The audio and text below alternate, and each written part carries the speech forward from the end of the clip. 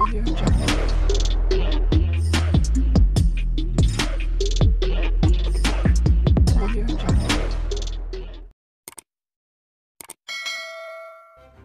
kasih kerana memilih channel ini. Sebelum kita mulakan video ini, sila pertimbangkan untuk menekan butang like, share dan subscribe dan aktifkan butang lonceng anda agar anda sentiasa mendapat info-info percuma pada setiap hari dari channel kami. Dan tinggalkan komen anda kerana komen anda amatlah dihargai. Terima kasih. Prosiding menghina mahkamah terhadap bekas ahli Majlis Kerja Tertinggi UMNO, Datuk Lokman Nur Adab didakwa mengeluarkan kata-kata tidak wajar kepada seorang anggota polis dan mempersoalkan sistem mahkamah dalam perbicaraan kes Datuk Seri Dr. Ahmad Zahid Hamidi yang akan didengar 3 Ogos ini. Hakim Datuk Colin Lawrence Squera menetapkan tarikh itu selepas Peguam K. Balaguru yang mewakili Lokman memberitahu mahkamah bahawa anak guamnya mahu prosiding itu diteruskan selepas dinasihatkan supaya tidak membuat permohonan maaf atas perkara yang tidak dilakukannya.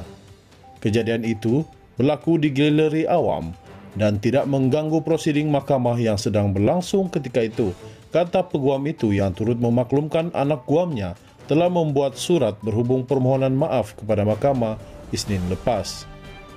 Hakim Squera yang merujuk surat permohonan maaf yang ditulis oleh Lokman bagaimanapun berkata, "Kita tidak boleh membenarkan orang awam datang ke mahkamah dan buat peraturan sesuka hati ketika kes sedang berjalan dan mencabar polis melakukan kerjanya.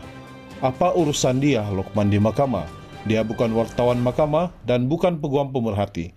Hakim itu turut menolak permohonan Lokman supaya prosiding itu didengar di depan hakim lain kerana kejadian itu berlaku di mahkamah dan beliau berhak mendengar kes itu.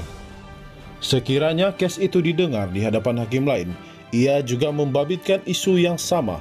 Jadi saya berhak untuk mendengar kes ini, kata hakim itu. Terdahulu Balaguru memohon supaya prosiding itu didengar di hadapan hakim lain kerana ia hanya bersandarkan kepada dengar cakap hearsay. Anak guam saya tidak memanggil anggota polis mahkamah itu bodoh seperti yang dimaklumkan oleh Timbalan Pendakwa Raya, Datuk Raja Rosella Raja Toran yang mengendalikan kes Ahmad Zahid kepada mahkamah pada 30 Jun lalu. Sebaliknya menyatakan prosedur operasi standard SOP mahkamah bodoh kerana sikap tidak adil kepadanya. Anggota polis itu memberitahu perlakuan anak guam saya kepada penolong kanan pendaftar yang kemudian memberitahu perkara itu kepada Raja Rosella sebelum dimaklumkan kepada mahkamah, kata peguam itu, dan menambah kejadian itu patut disiasat terlebih dahulu.